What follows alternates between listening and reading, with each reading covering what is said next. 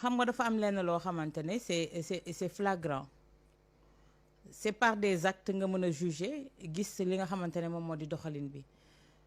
xam nga waa Pastef nee naa leen dara waru leen bett même ces réunions secrètes là su amul woon sax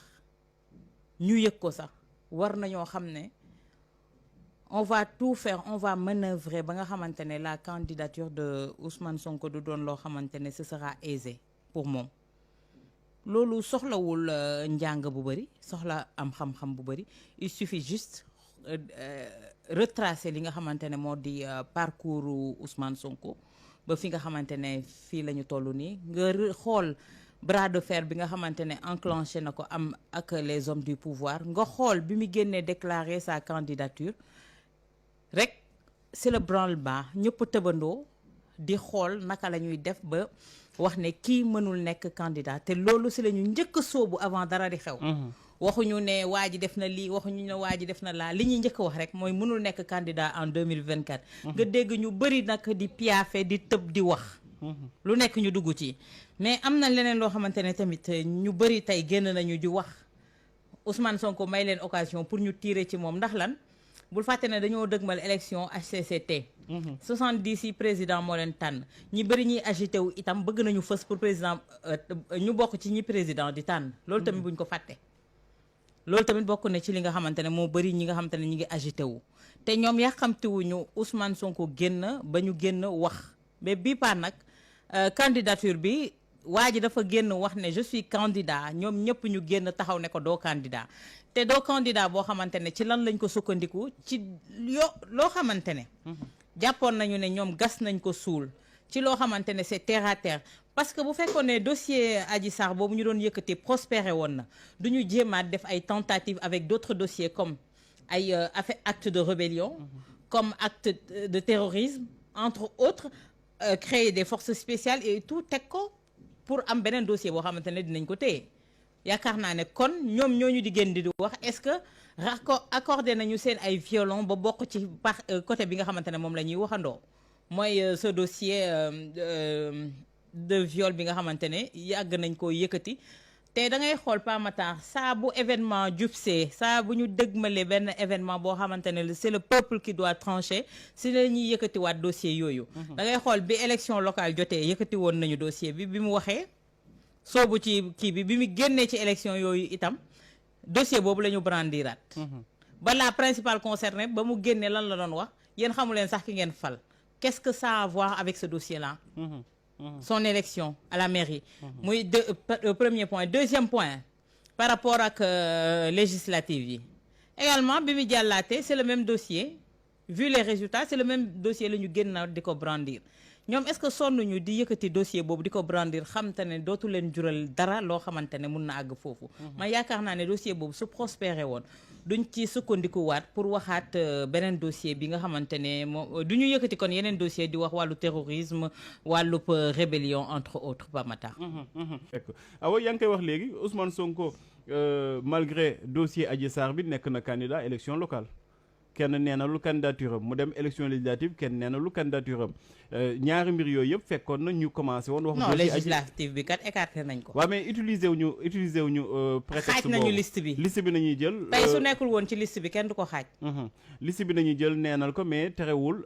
candidature am nekkoon na lu recevable. alors tey bu ñu dem ci présidentielle ñu ñuy gëmloo que ni am na benn dossier boo xamante dañ ko war a lijjanti buñ ko lijjantiwul Ousmane Sonko du mën a doon candidat ñoom sax am na si ñoom ñii naan dossier boobu noonu bu aboutiré Ousmane Sonko du mën a doon candidat parce que dañ koy condamné quelque part est-ce que nekkuñu di manipuler sax sénégalais yi wala di préparer opinion bi ci benn mbir boo xamante ni comme arrestation wala empêcher Ousmane Sonko doon candidat 2024. askan bi moom manipuler wuñu leen. askan wi ils ont déjà jugé ce dossier ils ont déjà donné leur verdict ils se sont déjà fait une idée ils sont passés à autre chose peut-être seen bopp la ñuy manipuler te ñoom ñoo war a yeewu te gis nga Pa Matar xel du jëriñ lu dul xalaat te xalaat googu dafa am jàngat parce que loo gis dans la vie c'est un processus dafa am point A la jógee war a dem point Z point A boobu su fa jógee nekk na ci A prime nekk na ci A plus A moins àgg B yooyu ba C te bu ci nekk étape la te du lu ci nekk am na lu fa xewoon soo ko jàngatee tey jii suñ fa àggoon analyser ko froidement tey duñu toog fii di ñu wax le dossier Adji Sarr kon il serait passé à autre chose. Ils n'ont plus d'arguments te defe naa ne gis nga sooy daanu dëng bi sax doo ko dégg tell sax doo ko dégg pour yow yaa ngi plané ba léegi sooy wàcc di nga am lu la supporter ba la chute du métti ñoom foofu la ñu toll. defe naa jànguñu étudier wuñu message bi nga xamante ne askan wi ñu ngi leen koy sànni boobu ba léegi et tout leur message ñoom tey soo ko déggee si jeunes yi la ñuy adressé wu. Il pense que ne tey jii kii di Ousmane Sonko dafa endoctriner entre guillemets les jeunes ba ñoom xalaatatuñu ci seen bopp dañ leen di xalaatal jëfatuñu ci seen teyu bakkan dañ leen di jëfloo. Or ce n'est pas le cas defe naa ne unanimité nit mënu koo amandoo ci ñëpp te mais tey à 95% gis nañu unanimité boobu ci jeunes yi de ce fait ñoom ci seen ay discours quand tu entends le président Macky Sall parler quand tu entends son entourage parler léegi seen discours c'est se focaliser sur les jeunes naan jeunes yi waaw delloo ci leen seen xel. On avait même entendu Mansour Faye dire aux jeunes seen yaay yi bu leen bàyyi xale yi ñu dem jëli seen carte yooyu yëpp ça montre seen degré fi ñu tolloo tey jii moom moo di ne jàpp nañu ne tey jii ñi porter ce combat là jeunes yi la ndaw yi la. Mais mag ñi ñi ngi ci c'est un ensemble tey xale mag ak ndaw tey xale yi ci seen bopp def nañu benn approche wala am nañu benn démarche boo xam ne tey jii arrivé nañu à convaincre leurs grands-parents à convaincre leurs parents à convaincre leur entourage de ce fait affaire bi dafa def benn déclic ci nit ñi kon tey jii ñoom war nañu xool leneen loo xamante ne bu fekkee ne bëgg nañu Sénégal bu fekkee ne bëgg nañu stabilité Sénégal bu fekkee ne bëgg nañu avancement Sénégal war nañu xool beneen approche boo xamante ne du approche va-t-en-guerre du approche boo xamante ne chaque jour c'est des discours virulents envers ay nit yoo xamante ne bokku leen appartenance bañ a bokk appartenance bi ça veut pas dire que ne vous devrez être des ennemis jurés à la mort comme à la mort. loolu moom moo war a jeex idéologie la ñu war a gën a promouvoir tey ci teg ko sur la table pour en discuter. war a bàyyi kii gelu diw la kii faru diw la kii tëddee na diw kii saaga na diw kii yaayam lii la woon kii papam lii la woon kii fii la jaar. loolu amul lu muy yokk nit amul lu mu koy wàññi. parce que toll nañu foofu quand même idéo la ñu soxla di xool di échanger pour xool lan mooy jëmale réew mi kanam parce que nekk parmi les pays les plus pauvres du monde ba pare vous vous attardez sur des querelles de bas étage sur des propos yoo xamante ne vraiment agrandirul kenn au contraire daf ñuy gën a delloo ginnaaw on n'avance pas et pendant ce temps les autres viennent soutirer nos richesses pour se développer ñun ñu nekk ci waxante ci tontonte yaa ngi koy wax keroog lan la ñu démb lan la ñu am autosuffisance mooy wax te war nañu dépasser fi nga xamante ne moom moo di wax jooju tey jii même nous au niveau des médias tey jii war nañu def de sorte que tey le débat dootul doon débat boo xamante ne diwkat yaa ko waxoon lii moo fi waxoon lii moo defoon lii papaam ak yaayam jabaram ak doomam ak yooyu yëpp loolu c'est la vie privée on doit même plus s'attarder là-dessus nit ku nekk am nga sa ruq mën a kan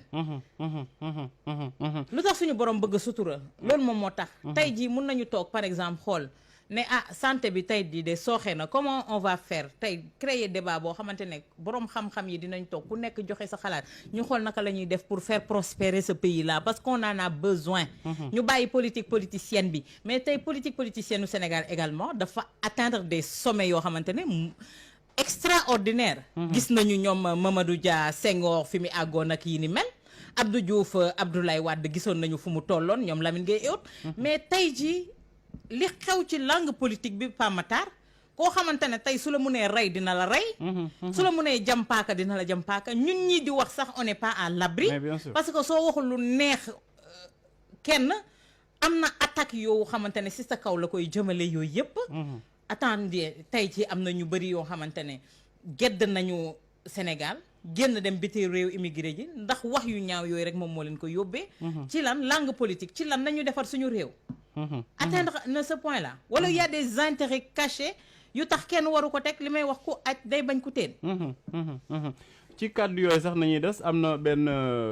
wala koo xamante ni xam nañ ko fi bu baax mi tudd Jean-Christophe Rufin nekkoon ambassadeur France fii ci Sénégal ak Gambie nee na ils auront du mal à faire disparaître Ousmane Sonko nee nañ gars yi dinañ am jafe-jafe pour faire disparaître ki nga xamante ne mooy Ousmane Sonko mais déjà mooy dañu am sens.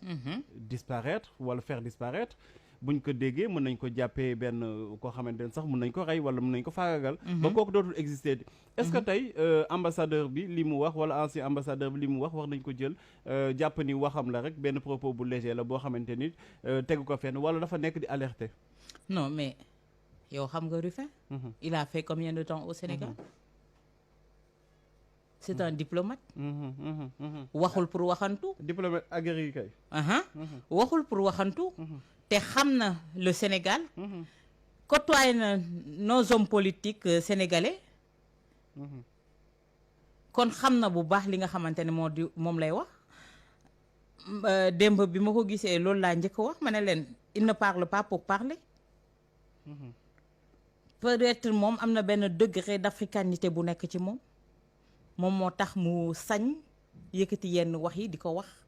est-ce que neex na sax ñi nga xamante ne ñoo di ay supérieur am ci kàddu gi nga xamante ne yëkkati na ko parce que comme tu viens de le dire les mots ont tout leur sens. Parce que faire disparaître ci naka. ci yan anam il y a beaucoup de façons de faire disparaître. kon moom ñoom xam nañu degré bi te su demee ba wax ko mooy li ma waxoon démb. ñi ngemb xam nañu bu baax ki ñi jàkkaar lool tey jii suñu demee ba ki ñi ngemb mu nar a faire disparaître leurs intérêts ñoom tamit ils préfèrent le faire disparaître te xool naka la ñuy lëkkaloog ki nga xamante ne jàpp nañu ne tey jii ndaw yi ñoo ko ngemb ndax Rufin également il a bien précisé que ne les jeunes tey jii ñoo porté en haute estime ce gars-là.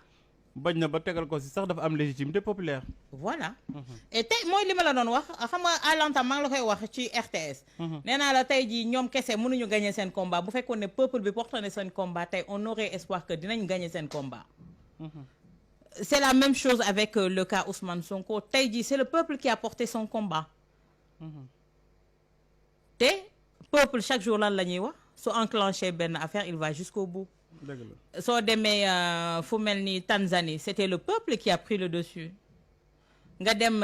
Mali bi c'est le peuple nga dem Guinée c'est le peuple donc peuple dooleem xam na ko fi mu nekk nii natt na ko xale yi jàng nañu yeewu nañu xam nañu lan mooy souveraineté ci peuple boo xamante ne tey jii pare na pour jël li nga xamante ne moo di moomeelam. kon da nga jàpp que ni combat bi nga xamante ni sénégalais yu bëri wala ndaw yu bëri dañ ko ànd ak Ousmane Sonko di ko def seen combat boo xamante ni pour libérer seen bopp la. ah bien sûr Pape Matar. tey xale yi xaaratuñu sax xam nga tey jii. dafa am lenn loo xamante ne moom moo am et ñu bëri itam moom man mi peut-être au début da nga doon jàpp ne kenn moom moo porté ce combat là muy Ousmane Sonko. mais tey c'est plus lui cela y a des milliers et des milliers de Ousmane Sonko yoo xamante ne tey ci ñi ngi ci biir dëkk bi. te dafa changer également la donne indiwaat beneen affaire xam nga lan la indiwaat xam nga autant ku ci mel ni ñoom Ibrahima Fall taxaw temb nit ñi jàppee wuñ leen woon au sérieux suñ doon wax dañ naan ñii ils sont trop sérieux li ñuy wax c'est des intello affaires yooyu mais tey sénégalais yi dañu am benn idéal politique boo xamante ne moom la ñuy teg am ay hommes politiques yoo xamante ne moom la ñu bëgg mooy classe su tey jii ñoom Ibrahima Fall yooyu ñoom Mary Teuw Niane ak ñoom Ousmane Sonko parce que ñoom ñooy porter discours yi nga xamante ne tey jii ñoom loolu la ñu bëgg te loolu la ñuy xaar tey jii donc je peux dire que ne ce n'est plus Ousmane Sonko le chef bi porter ce combat-là il l'a mis en branle yee ñu bëri ndaw yi approprié wu li ni mel et se voit en lui de ce fait ils sont tous des Ousmane Sonko des milliers et des milliers et des milliers comme je dis quand tu coupes la tête tu penses que ne ça va freiner le mouvement or ce sera pas le cas quand tu coupes la tête il y aura des milliers et des milliers yi nga xamante ne moo di jébbe xam nga am na benn animal boo xamante ne soo daggee bopp bi il y a 1000 têtes qui poussent tey foofu lañ toll. jërëjëf Awa Diop Ndiaye. ah man lii nag mënul continuer de. ñu ngi ci ñiy def école buissonnière ne leen ñi ñibbisi. ñu ngi ci ñu ngi ci Walfadjri FM ba tey Amadou Diop et pourtant tu es bien apprécié ci commentaire yi Walf FM Awa Diop Ndiaye kii nee na si le Sénégal brûle Macky ira vivre aux États-Unis yal nañ si yàlla musal Ramassar il faut dire Awa il y a des milliers de Ousmane Sonko dans l'Afrique El Hadj Ibrahima Diop pas seulement les Sénégalais d'autres pays croient en Sonko bëri na en tout cas ay Sénégalais yu ne ci page YouTube bi ñu ngi toll ci 3000 et quelques personnes di ñu suivre di leen fàttali rek ñu dem ci page Walfadjri FM ñi nga xamante dañu bëgg a suivre bëgg commenter seen commentaire yi aussi de temps en temps dinañ leen ko liiral